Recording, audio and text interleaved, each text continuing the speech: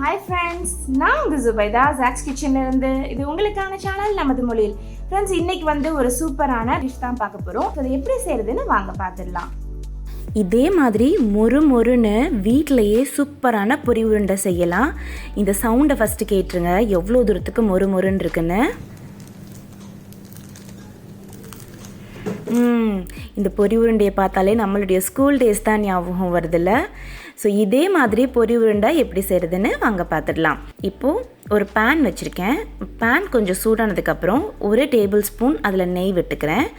நெய் கொஞ்சம் நல்லா மெல்ட் ஆனதுக்கப்புறம் இதில் நம்ம 1 கப் வெல்லம் சேர்த்துக்கலாம். அதாவது 3 கப் பொரிக்கு 1 கப் வெல்லம், இதுதான் அளவு. வெல்லத்தை நல்லா துருவி கல்லெல்லாம் எதுவுமே இல்லாத க்ளீனான வெல்லமாக எடுத்து வச்சுருக்கேன். இதை நம்ம சேர்த்துட்டு அப்படியே நம்ம அதை ஸ்லோ ஃப்ளேமில் வச்சு அப்படியே மெல்ட் ஆக விடலாம்.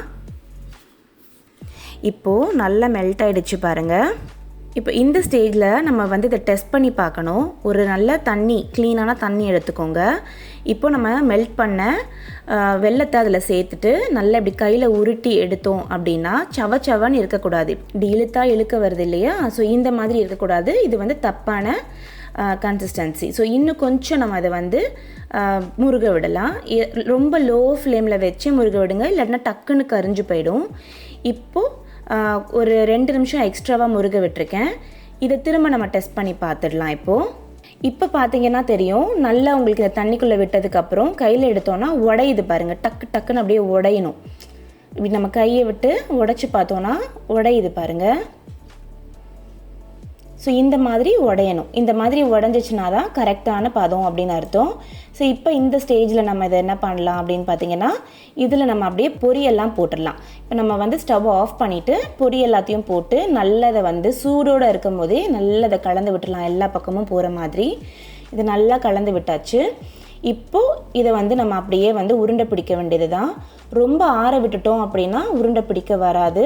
அதனால் கொஞ்சம் சூடாக இருக்கும் போதே கை பொறுக்கிற சூட்டில் அப்படியே நம்ம அதை சேர்த்து பிடிச்சோம் அப்படின்னா நல்லா அப்படி உருண்டை பிடிக்க வந்துடும்.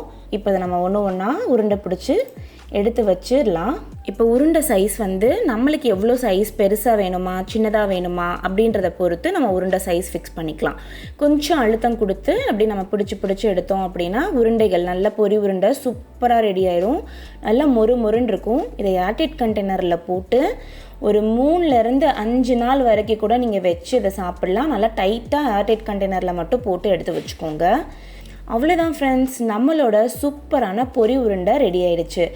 இந்த ரெசிபி ட்ரை பண்ணி பார்த்துட்டு எப்படி வந்திருக்குன்றத மறக்காம கமெண்ட் செக்ஷன்ல சொல்லுங்க. இந்த வீடியோ பிடிச்சிருந்தது, இதே மாதிரி நிறைய ரெசிபிஸ் நம்ம சேனல்ல பார்க்கணும் அப்படின்னு ஆசைப்படுறீங்க அப்படின்னா மறக்காம இந்த லைக் பட்டனை கிளிக் பண்ணிடுங்க.